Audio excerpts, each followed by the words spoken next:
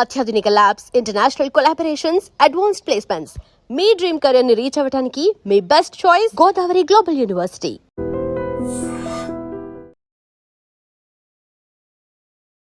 నమస్తే, welcome to I dream. నేను మీ యాంకర్ ప్రత్యూష. సాధారణంగా అంటూ ఉంటారు కదా, ఆయుర్వేదంలో ప్రతి మూలిక ఏదో ఒక ఔషధంగా పనిచేస్తూ ఉంటుంది అని. సో ఈ రోజు నేను ఒక మూలిక తీసుకొచ్చాను. సో అసలు ఈ మూలిక ఏంటి, దీనివల్ల ఎలాంటి బెనిఫిట్స్ ఉంటాయి, ఇవన్నీ కూడా తెలుసుకుందాం. సో ఆయుర్వేద విధానంలో 35 years ఎక్స్పీరియన్స్ ఉండి వంటింటి చిట్కాలకి కేర్ ఆఫ్ అడ్రస్ అయినటువంటి చెట్టిబొట్ల మధుసూదన శర్మ గారు మనతో పాటు ఉన్నారు. సో సార్తో మాట్లాడదాం. అసలు ఈ మూలిక ఏంటి, దీనివల్ల బెనిఫిట్స్ ఏంటి, ఇవన్నీ కూడా తెలుసుకుందాం.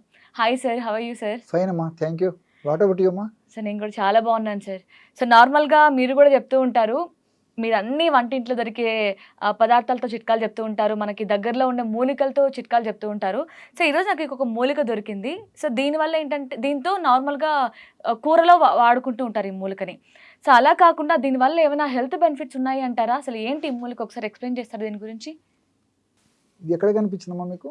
సో నార్మల్గా ఆఫీస్కి వస్తుంటే కింద కనిపిస్తుండే. Very good, very good. అసలు వర్షాకాలంలో ఎక్కడ పడితే అక్కడ కనిపిస్తుందమ్మా. అవును. మనం బయటికి వెళ్ళామంటే సైడ్ ఒక రోడ్డు పక్కన చూసామంటే ఇంచుమించు ప్రతి చోట కనిపిస్తుందమ్మా. సో ప్రకృతి మాత మన ఆరోగ్య పరిరక్షణ కోసం దీన్ని సృష్టించేసేసి మీ ఆరోగ్య పరిరక్షణ కోసం నేనున్నాను, నన్ను వినియోగించుకోండి అని చెప్పేసి పలకరిస్తుంటుంది అనమాట. అది ఈ యొక్క మూలిక గొప్పతనం. దీన్ని గలిజేరు, తెల్ల గలిజేరు అని చెప్పి చెప్తుంటారమ్మా. దానికి తెల్లటి పూలు పూస్తాయి చూడండి. ఇక్కడ పూలు కూడా మీకు చూపిస్తాను. ఇలాగా సన్న సన్న తెల్లటి పూలు, తెల్లటి పూలు, ఇలాంటి పూలు పూస్తుంటాయి. అందుకే తెల్ల గలిజేరు అని చెప్పేసి చెప్తుంటారు. ఆకు చాలా మందంగా ఉంటుంది. ఇక్కడ కూడా పువ్వు ఉంది చూడండి, తెల్లటి పూలు, ఇలాంటి పూలు పూస్తుంటాయి అన్నమాట. సో దీన్ని వర్షాభు అనేటువంటి పేరుతో సంస్కృతంలో పిలుస్తారండి. వర్షాభు అంటే వర్షాకాలంలో విపరీతంగా పెరుగుతుంది. వర్షాకాలం వచ్చిందంటే ఇంకా మనకు వేగంగా గుర్తు చేసుకోవచ్చు, ఇది ఖచ్చితంగా మనకు దొరుకుతుందని చెప్పేసి. బయలు ప్రదేశం కనిపించిందంటే ఇది మనకు దర్శనం ఇస్తుంటది అనమాట. దీంతో ఉన్నటువంటి ఈ యొక్క ఔషధ గుణాలు కూడా అనన్యమైనటువంటి ఔషధ గుణాలు. పునర్నవ అనేటువంటి పేరుంది. సో వర్షాభు అంటే వర్షాకాలంలో ఎక్కువగా దొరుకుతుంది అనేటువంటి పేరు. పునర్నవ, పునః అంటే మరల, నవ అంటే నూతనత్వం. అంటే మన దేహంలో ఉన్నటువంటి ప్రతి కణానికి, ప్రతి అవయవానికి, ప్రతి ఆర్గానికి కొత్త జన్మను ప్రసాదిస్తుందని చెప్పేసి పునః నవః, నూతనత్వం. అంటే అంత అద్భుతంగా పనిచేస్తుంది. నూతన జవసత్వాలు వచ్చేస్తాయి అన్నమాట ఈ యొక్క ఔషధాన్ని ఉపయోగించుకోవడం వల్ల. కాబట్టి వీటి నేపథ్యంలోనే భారతీయ సంస్కృతి సాంప్రదాయాల్లో భాగంగా, వంటకాల విధానంలో భాగంగా ఇంచుమించు భారతదేశం అంతా కూడా ఈ కూర చేసుకోవడం కూడా అలవాటు. పప్పులు ఎక్కువగా వాడుతూ ఉంటారు. కరెక్ట్ చెప్పారు. సో అప్పుడప్పుడు మన ఇళ్లలో పప్పు కూర కూడా దీంతో వండుకొని తింటూ ఉంటారు అనమాట. కాబట్టి దీంట్లో అనేక రకాలైన ఔషధ గుణాలు ఉన్నాయి. అంతేకాకుండా ముఖ్యంగా వాపులను తగ్గించేటువంటి మంచి గుణం దీంట్లో ఉంది. దేహంలో వాపులు వచ్చినప్పుడు వాపులు తగ్గించేటువంటి గుణం ఉంది. కామెర్ల వ్యాధిని తగ్గిస్తుంది. తర్వాత ఈ యొక్క చర్మ వ్యాధిని తగ్గిస్తుంది. అదేవిధంగా కీళ్ళ నొప్పులను తగ్గిస్తుంది. అదేవిధంగా తలదిరుగుడు అనేటువంటి సమస్య ఉన్నప్పుడు ఆ యొక్క సమస్య తగ్గుతుంది. అదేవిధంగా ముఖ్యంగా ఈ యొక్క కిడ్నీస్ ఏదైనా సమస్య వచ్చినప్పుడు, మరి దానివల్ల క్రియాటినిన్, యూరిక్ యాసిడ్, యూరియా ఇలాంటి సమస్యలు వచ్చినప్పుడు చాలా బాధపడుతుంటారు. పొట్టాయం తగ్గవు అనమాట. సో ఇనిషియల్ స్టేజ్లో ఉన్నప్పుడు మరి ఆ యొక్క కిడ్నీస్ యొక్క సమర్థతను, వాటి యొక్క క్రియా సామర్థ్యాన్ని మెరుగుపరిచేందుకు కూడా ఇది చాలా సమర్థవంతంగా ఉపయోగపడుతుంది అనమాట. సో ఇప్పుడు మీరు చెప్తున్నారు కదా, ఇన్ని హెల్త్ ప్రాబ్లమ్కి సొల్యూషన్ ఇది ఒకటే అని. సో అంటే నార్మల్గా మనం ఇది కూరలో వాడుతూ ఉంటాం. అంటే కూరలో వాడడం వల్లనే మనకి ఇన్ని బెనిఫిట్స్ వస్తాయా, లేదంటే దీన్ని వేరే విధంగా ఏమైనా అంటే పసరుగా తీసుకోవడమా, లేదంటే ఎలా సార్? చాలా మంచి ప్రశ్న అడిగారండి. కూరల్లో వాడుకోవడం వల్ల, వంటకాల తయారీలో, కూరల తయారీలో దీన్ని వాడుకోవడం వల్ల దీనివల్ల ఇబ్బంది అయితే ఉండదు, కానీ ఆశించినటువంటి స్థాయిలో ఔషధ గుణాలు ఉండవు. అంటే 100% రిజల్ట్ ఉండవు. ఆహార పదార్థంగా మంచిదే, వాడుకోవచ్చు, కానీ మనం ఔషధంగా వాడుకున్నప్పుడే దీనికి ప్రత్యేకమైన ఫలితాలు కూడా కలుగుతాయి అన్నమాట. సో కూరగా వండుకున్నప్పుడు ఏమంటే దీంట్లో ఉన్నటువంటి కొన్ని రకాలైనటువంటి ఈ యొక్క సూక్ష్మ పోషకాలు, అదేవిధంగా కొన్ని రకాలైనటువంటి ఇతర ఆల్కలాయిడ్స్ ఇవన్నీ కూడా తగ్గిపోయేటువంటి ప్రమాదం ఉంది. అంతేకాకుండా ఈ కూరల్లో వాడుకున్నప్పుడు ఉప్పు, కారము, మసాలాలు, తర్వాత ఆయిల్స్ ఇవన్నీ వేసేస్తాం కాబట్టి ఇందులో న్యాచురాలిటీ డ్యామేజ్ అయిపోయి, స్పాయిల్ అయిపోయేసేసి ఔషధ గుణాలు తగ్గిపోయి ఆశించిన స్థాయిలో రిజల్ట్ వచ్చేటువంటి పరిస్థితి ఉండదు అనమాట. కూర వాడుకోవడం అయితే వాడుకోవచ్చు, కానీ ఔషధ గుణాల పరంగా ప్రత్యేకంగా ఆయా వ్యాధులు తగ్గడానికి ప్రత్యేకంగా వాడుకోవాలన్నమాట ఔషధంగానే వాడుకోవాలి. ఓకే. ఓకే. ఆహారంగా వాడుకోవచ్చు, ఆహారంగా వాడుకోవాలంటే ఆహారంగా వాడుకోవాలి, ఔషధంగా జబ్బులు తగ్గాలంటే ఔషధంగా వాడుకోవాలి. కాబట్టి ముఖ్యంగా ఈ విధంగా అనేక జబ్బులకు దీన్ని వాడేటువంటి పరిస్థితి ఏర్పడుతుంది. ఉదాహరణకి వాపులు తగ్గేందుకు ఈ ఔషధాన్ని ఎలా వాడుకోవాలంటే కిడ్నీస్ సమస్య ఉన్నప్పుడు ఈ స్వెల్లింగ్ వస్తుంటుంది. అదేవిధంగా గర్భవతులు, సో ప్రెగ్నెంట్ లేడీస్ కూడా మరి ముఖ్యంగా 5th month 6 months అయిన తర్వాత ఇన్ జనరల్గా వాపులు వచ్చేసి డెలివరీ సమయానికి సరికి వాపులు ఎక్కువైపోతుంటాయి.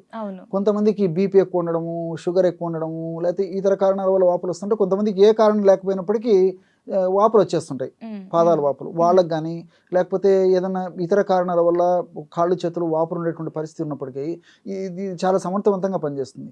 ఎలా వాడుకోవాలంటే ఈ ఆకులు ఒక పొడి చేసేసి, ఉదాహరణకి ఒక 20 గ్రాముల ఆకుల పొడి, అంటే సమూలం కూడా ఎండలో పెట్టి చిన్న చిన్న ముక్కలుగా చేసి ఎండలో పెట్టేసి ఎండిపోతాయండి. సో దాన్ని పౌడర్ చేసేసుకుని 20 గ్రాములు ఈ ఆకుల పొడి, అదే విధంగా జీలకర్ర పొడి ఒక 20 గ్రాములు, అట్లే మిరియాల పొడి ఒక 20 గ్రాములు, లేకపోతే ధనియాల పొడి అని తీసుకోవచ్చు. మిరియాల పొడి కానీ ధనియాల పొడి కానీ ఏదైనా తీసుకోవచ్చు.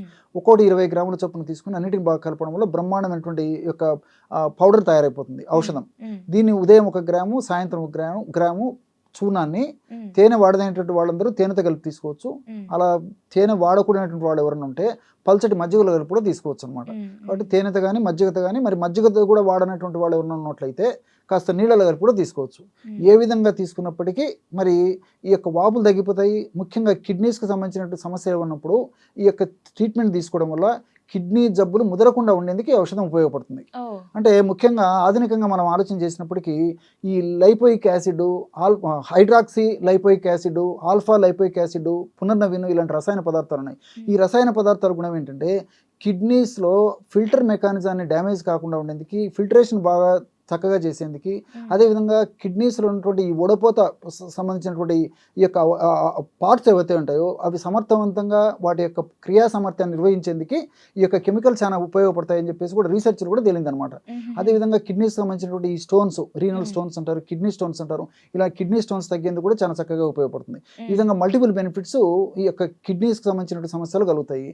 షుగర్ వ్యాధిగ్రస్తుల్లో నేను ఇంతకుముందు చెప్పినట్లు కిడ్నీస్ త్వరగా డ్యామేజ్ కాకుండా ఉండేందుకు, అదేవిధంగా డయాలసిస్ స్టేజ్ రాకుండా ఉండేందుకు ఈ యొక్క ఔషధాన్ని నేను చెప్పినట్టు పద్ధతిలో వాడుకోవడం కానీ, లేకపోతే ప్రత్యేకంగా మరి కిడ్నీస్ సమస్య, ఇక్కడ కిడ్నీలు బాగా డ్యామేజ్ అయ్యేటువంటి పరిస్థితి ఏర్పడడం కానీ, లేకపోతే డయాలసిస్ స్టేజ్ వచ్చేటువంటి పరిస్థితి ఉన్నప్పుడు ఏం చేస్తారంటే ముందు జాగ్రత్త చర్యగా కిడ్నీస్ మరీ డ్యామేజ్ కాకుండా ఉండేది కూడా ఈ యొక్క రసం, దంచేసి రసం తీసుకొని ఒక 10 ml రసంలో ఒక పించ్ ఆఫ్ ఎలాచి పౌడర్ కలిపేసి రోజు ఉదయం ఒకసారి, సాయంత్రం ఒకసారి, రోజు ఒక్కసారి తీసుకుంటుండడం వల్ల కిడ్నీస్ని రక్షిస్తుంది.